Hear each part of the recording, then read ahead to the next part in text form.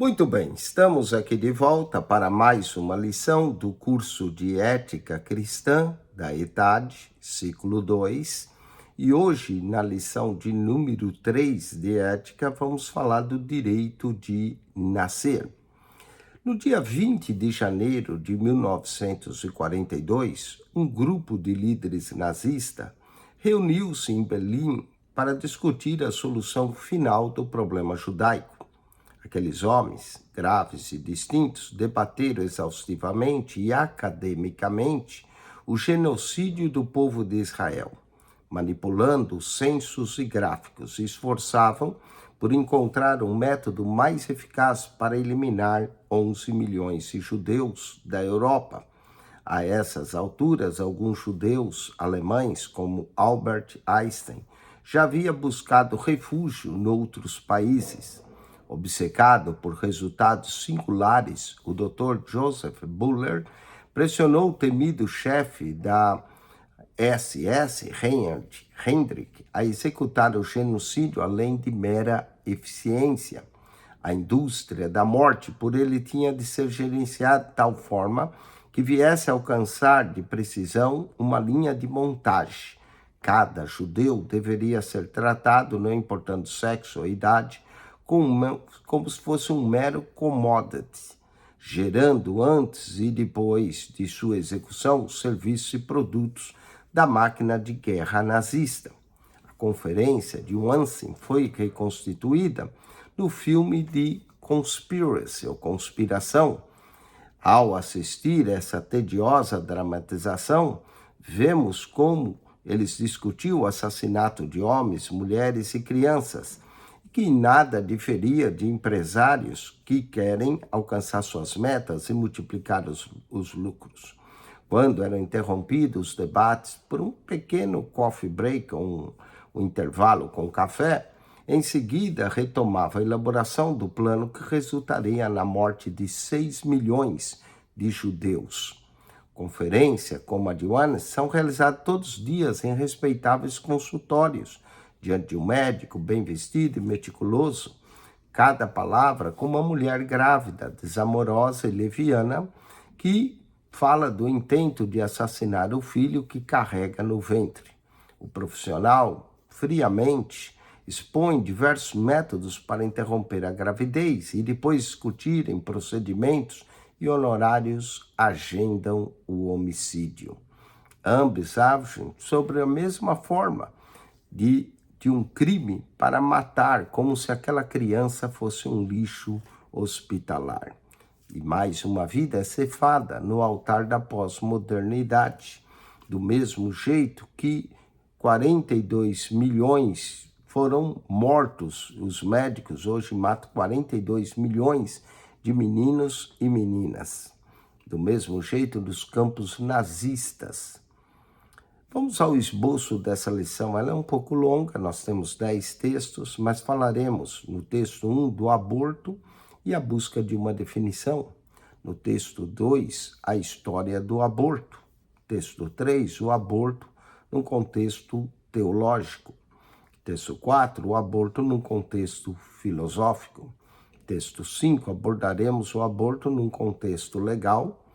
Falaremos do começo da pessoa humana, o anencefalo e o direito de ser, em que começa a vida, a mulher e o direito do seu próprio corpo, e a conferência de morte. Vamos ao texto, então, começando com o texto 1.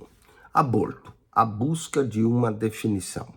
Devido ao relativismo moral de tanto mal que vem causando a nossa geração, a tarefa de definir o aborto tornou-se bastante complexa.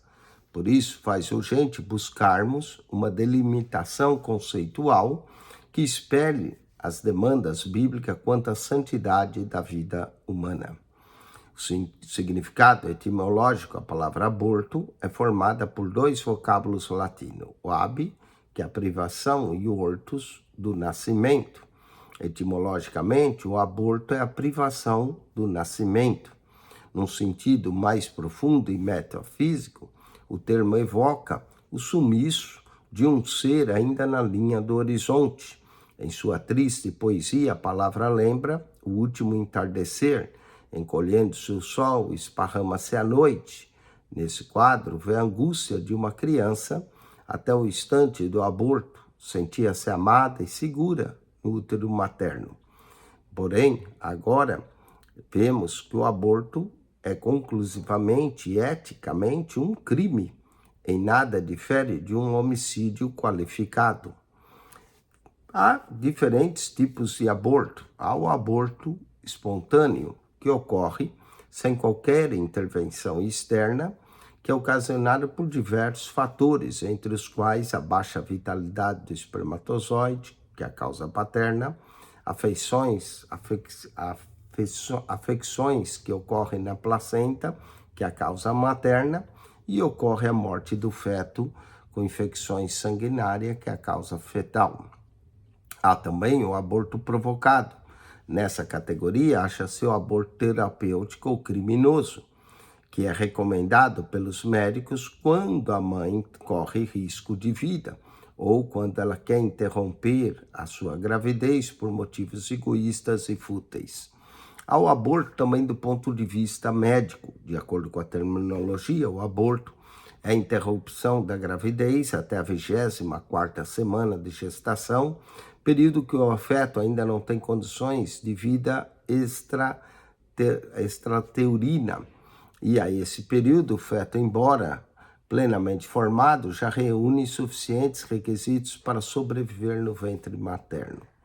Ao aborto, o abortamento, se buscarmos a exata verificação, o aborto é o resultado do abortamento, que é espontâneo, quer provocado. Nesse caso, o aborto é o embrião ou feto cuja gestação foi interrompida. Falando em termos mais técnicos, temos o feticídio, que é o aborto cometido também como feticídio, ou a morte do feto, crime no qual o aborto é provocado e trazendo a morte do feto, que se presume com vida. No latim, a palavra fetus significa pequenino. O dicionário latino-português define a palavra simplesmente como filho no ventre, fora do estágio embrionário, que é em torno de 3 meses. Vamos ao relaciona colunar de acordo com B. 3.1. Conforme o vocábulo latino, habit, privação e ortus, nascimento, o aborto é a privação do nascimento. Letra C. Significado etimológico da palavra aborto. 3.1, letra C. Ocasionalmente, por diversos fatores, ocorrem sem intervenção externa. Esse é o aborto espontâneo, que ocorre, infelizmente, por algum problema. Letra E. Então, 3.2, letra E. Provocado sob orientação médica quando a mãe corre risco de vida. Letra A, o aborto terapêutico. 3.4, interrupção da gravidez por motivos egoístas e fúteis. Letra B, o aborto criminoso, definido pelo OASIS como crime o qual, através do aborto provocado, ocorre a morte do feto, que se presume com vida. Letra D, feticídio. Vamos agora ao texto 2, a história do aborto.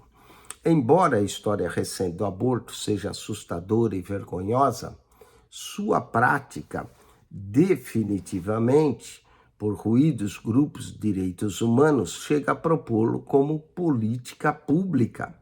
Na União Soviética, Lenin foi um dos notórios defensores do aborto no século passado.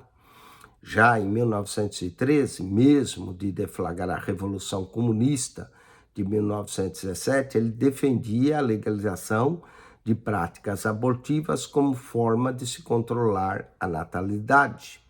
Em 1936, Joseph Stalin, assustado com o rápido declínio da população soviética, proíbe que os médicos comunistas definam como um mero procedimento clínico. Todavia, em 1955, o sucessor, Nikita Khrushchev, voltou a implantar a rígida política do controle populacional através do aborto. E ocorreu a legalização do aborto nas repúblicas soviéticas. Na Alemanha de Hitler, a tolerância ao aborto não nasceu propriamente com o nazismo. Já em 1926, a República de Weimar deixou de considerá-lo crime, qualificando como uma mera infração. Nesse tempo, boa parte da comunidade evangélica alemã, enfraquecida por uma teologia danosa e permissiva, não esboçou nenhuma reação quanto à santidade da vida. Por isso, não demoraria também para cair nas mãos de Hitler. O que aconteceu na Alemanha nesse período ensina-nos uma grande verdade. Quando a igreja se cala, a sociedade perde todas as suas referências morais e étnicas. Sob o apanágio da eugenia, o regime nazista criou uma estranha e bizarra política de abortamento. Se por um lado proibia as arianas de interromper a gravidez, por outro forçava as mulheres das demais etnias a descartar seus embriões e fetos. Falamos dos Estados Unidos. O exemplo mais paradoxal de luta pela legalização do aborto veio de uma democracia até então modelar na defesa dos direitos humanos. O mesmo governo que financiava a queda de regimes sanguinários passou generosamente o assassinato de milhões de bebês. Tudo começou com uma mentira muito bem engendrada em 1970. Norma Lee McCorvey entrou com um processo contra o estado do Texas, reivindicando o direito de recorrer ao aborto, já que a sua gravidez fora ocasionada por um estupro, e de acordo com as leis estaduais, assim levar a gestação ao final. Queria o procedimento que fosse realizado às expensas do governo. As advogadas de Norma evocaram a 14ª emenda da Constituição americana, que, segundo alegavam, assegurava à sua cliente o direito absoluto ao próprio corpo. E tal prerrogativa sublinha e beneficiava-lhe também o útero. O caso foi parar na Corte Suprema.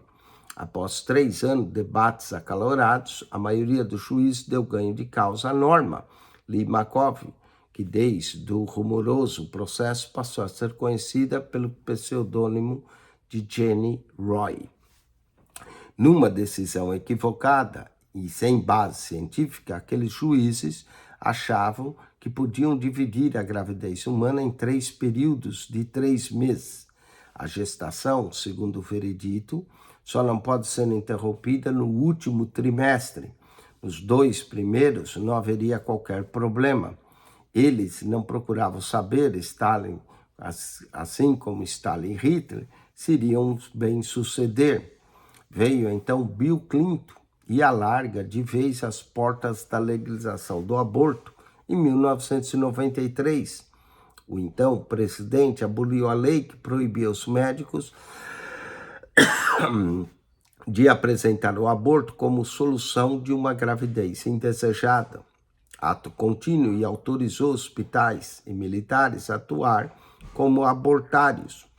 Em outros países, 1935, a Islândia legalizou também tal prática, seguida pela Dinamarca em 1937 e pela Suécia em 1938. O interessante é que essas nações, confessam-se luteranas, abriram mão dos seus mais caros princípios a fim de adotar uma ética situacionista, na qual a vida humana nenhum valor representa. Vamos aos exercícios. Assinale com X a alternativa correta. Sobre o governo totalitário de Lenin, mais tarde Nikita Khrushchev, com suas políticas de controle populacional, transformou-se um imenso abortário. Letra C, União Soviética, na 36. Enfraquecida por uma teologia danosa e permissiva, não defendeu a santidade da vida humana, quando na Alemanha o aborto deixou de ser considerado crime. Letra B, a comunidade evangélica alemã.